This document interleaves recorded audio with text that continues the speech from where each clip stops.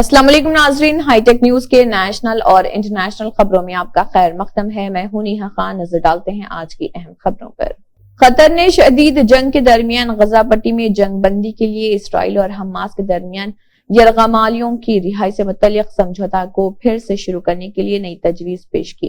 ایک فلسطینی ذرائع نے یہ جانکاری دی اور نیوز ایجنسی کو بتایا کہ ایک اعلیٰ سطح قطری نمائندہ وفد 16 دسمبر سے ناروے میں منعقد غیر اعلانیہ میٹنگوں میں اسرائیلی افسران کے ساتھ تجاویز پر بحث کر رہا، یہ دیکھتے ہوئے کہ گزشتہ مذاکرہ بہت اہم ثابت ہوا تھا۔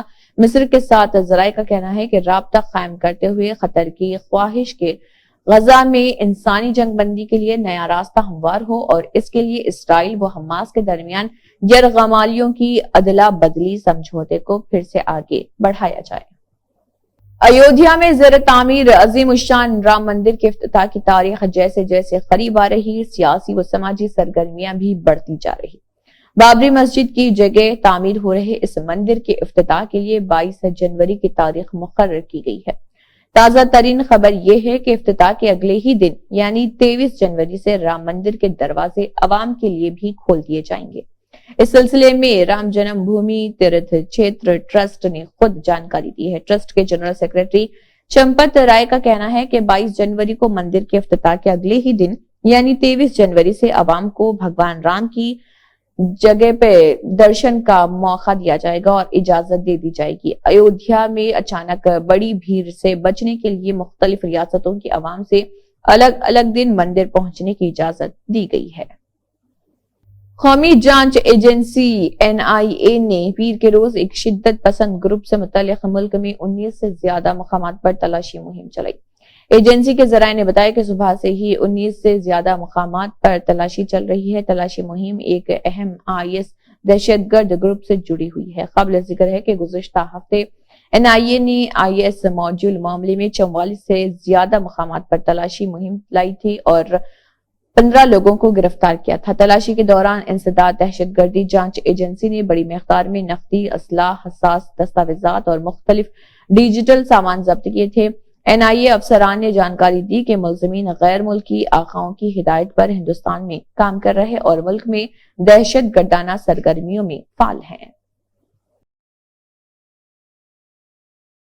فلسطینی وزارت صحت نے بتایا کہ شمالی مغربی کنارے کے تلکرام شہر میں اسرائیلی حملوں میں 5 فلسطینی جاں بحق ہو گئے۔ سرکاری بیان میں وزارت صحت نے کہا ہے کہ 5 افراد کو نور شمس پناہ گزین کیمپ سے شہر کے ثابت گورنمنٹ اسپتال میں داخل کرایا گیا تھا۔ وہ اسرائیلی جنگی طیارے کے حملے میں زخموں کی تاب نہ لاتے ہوئے دم توڑ گئے۔ مقامی فلسطینی ذرائع نے خبر رساں ایجنسی کو بتایا کہ اسرائیلی فوج نے شہر کے قریب واقع پناہ گزین کیمپ میں 10 گھنٹے طویل فوجی مہم چلائی۔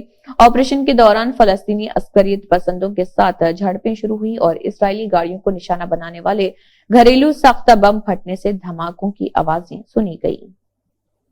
وادی کشمیر کے بیشتر مقامات پر شبانہ درجہ حرارت میں بہتری واقع ہونے کے ساتھ سیاحتی مقام گلمرگ میں رواں سیزن کی اب تک کی سرد ترین رات ریکارڈ ہوئی ہے، جہاں کم سے کم درجہ حرارت -8.0 ڈگری سینٹی گریڈ ریکارڈ ہوا ہے۔ ادھر محکمہ موسمیات کی پیش گوئی کے مطابق وادی کشمیر میں 28 دسمبر تک موسم خشک رہنے کا امکان ہے۔ متعلقہ محکمے کے ایک ترجمان نے بتایا کہ وادی میں 28 دسمبر تک موسم مجموعی طور پر خشک رہنے کا امکان ہے۔ انہوں نے کہا کہ اس دوران 23 دسمبر کو پہاڑی علاقوں میں کہیں کہیں ہلکی برف باری متوقع ہے۔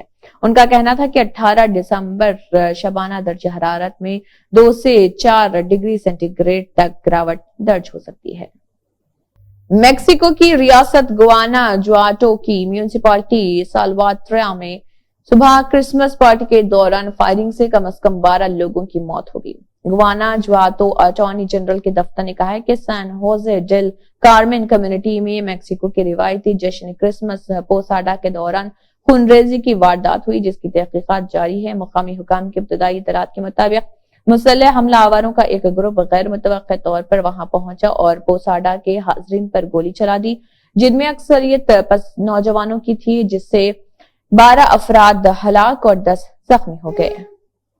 فرانس بھی اب اسرائیل غزہ جنگ میں فوری مستقل جنگ بندی کے حامی ممالک کی فہرست میں شامل ہو گیا ہے۔ خبر رساں ادارے کی رپورٹ کے مطابق ملک کی وزیر خارجہ کیتھرین کولونا نے کہا ہے کہ پیرس کو خطے کی صورتحال پر انتہائی تشویش ہے۔ کولونا نے تل ابیب میں اپنے اسرائیلی ہم منصب ایلی کوہن سے ملاقات کے بعد کہا، بہت سارے عام شہری مارے جا رہے ہیں۔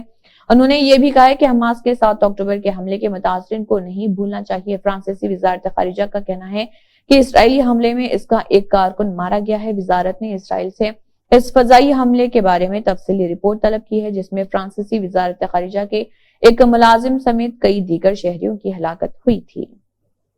تمل ناڈو میں موسلادھار بارش نے لوگوں کا نظام زندگی درہم برہم کر دیا۔ تمل ناڈو کے 4 اضلاع شدید بارش اور سیلاب جیسی صورتحال سے سب سے زیادہ متاثر ہوئے۔ یہ 4 اضلاع تھرونیل ویلی، توتیکورن، تینکاسی اور کنیا کماری ہیں۔ توتیکورن ضلع کے تروچندر میں صبح 1:30 بجے تک صرف 15 گھنٹوں میں 60 سینٹی میٹر بارش ہوئی ہے۔ تھرونیل ویلی ضلع کے پالیم کوٹائی میں 26 سینٹی میٹر بارش ریکارڈ کی گئی۔ اس دوران کنیا کماری میں 17.3 سینٹی میٹر بارش ہوئی۔ طوفانی بارشوں کے باعث متاثرہ اضلاع میں پیر 18 دسمبر کو عام تعطیل کا اعلان کیا گیا تھا۔ اس دوران اسکول، کالج، بینک، نجی ادارے اور پبلک سیکٹر کمپنیاں بھی بند رہی۔ بہار ریاستی کانگریس کمیٹی کے صدر ڈاکٹر اکھلیش پرساد سنگھ نے پارٹی ہیڈ کوارٹر صداقت آشرم میں منعقدہ ریاستی یوتھ کانگریس کی ایگزیکٹو کمیٹی کے اجلاس سے خطاب کرتے ہوئے کہا کہ آج نوجوانوں کا سب سے بڑا مسئلہ بے روزگاری ہے۔ مودی نے کہا تھا کہ وہ ہر سال 2 کروڑ نوکریاں دیں گے، یعنی 10 سالوں میں 20 کروڑ نوکریاں۔ آپ اس کا حساب مانگیے۔ نوجوانوں کو بیدار کرنے کی ذمہ داری آپ کے ہاتھ میں ہے۔ مذہبی جنون اور نفرت پھیلانے کی سازش ہو رہی ہے تاکہ عوام کی توجہ ان بنیادی مسائل سے ہٹائی جا سکے۔ اگر نوجوان اس کھیل کو سمجھ لیں تو ہندوستان کی تصویر بدل سکتی ہے، اس لیے پرو ایکٹیو بنے۔ ریاست بھر کے عہدیداروں اور ضلعی سربراہوں سے ملاقات کرتے ہوئے ڈاکٹر سنگھ نے کہا ہے کہ ملک ایک نازک صورتحال سے گزر رہا اور کانگریس کو 1977 سے بھی بڑی جنگ کا سامنا ہے، جسے یوتھ کانگریس کے تعاون کے بغیر مؤثر طریقے سے نہیں لڑا جا سکتا۔ انہوں نے یوتھ کانگریس کے قائدین اور کارکنوں کو یقین دلایا کہ وہ آنے والے انتخابات میں یوتھ کانگریس کی بھرپور شرکت کو یقینی بنانے میں کوئی کسر نہیں چھوڑیں گے۔ روس کے صدر ولادیمیر پوتن نے کہا ہے کہ ناٹو ممالک پر ماسکو کے ممکنہ حملے کے بارے میں امریکی صدر جو بائیڈن کے تبصرے بکواس ہیں اور وہ جو بائیڈن خود بھی اس بات کو سمجھتے ہیں۔ پوتن نے روسیا 1 کے رپورٹر پاول زوربن سے کہا ہے کہ یہ بکواس ہے۔ میرے خیال میں صدر جو بائیڈن کو بھی اس بات کا احساس ہے۔ یہ روس کے بارے میں اپنی غلط پالیسی کو درست ثابت کرنے کا ان کا اپنا طریقہ ہے۔ روس ناٹو ممالک کے ساتھ تعلقات بڑھانے میں دلچسپی رکھتا ہے اور ان تعلقات کو خراب نہیں کرنا چاہتا۔ پوتن نے کہا کہ روس کے پاس ناٹو ممالک سے لڑنے کی کوئی وجہ، کوئی دلچسپی، کوئی جغرافیائی سیاسی مفاد، کوئی اقتصادی، سیاسی یا فوجی مفاد نہیں۔ انہوں نے کہا کہ روس کو ناٹو ممالک سے کوئی مسئلہ نہیں، وہ ہی ہیں جو مصنوعی طور پر مسائل پیدا کرتے ہیں کیونکہ وہ ماسکو جیسا حریف نہیں چاہتے۔ تلنگانہ میں خواتین کو بس میں مفت سفر کی سہولت کے خلاف تلنگانہ کے ضلع جگتیال میں آٹو ڈرائیورز نے احتجاج کیا۔ ضلع کے گولاپلی منڈل میں آٹو یونین کی جانب سے احتجاجی ریلی نکالی گئی۔ انہوں نے حکومت کے خلاف نعرے بازی کی اور کہا کہ آرٹیسی بس میں مفت سفر کی سہولت سے ان کا روزگار متاثر ہوا ہے۔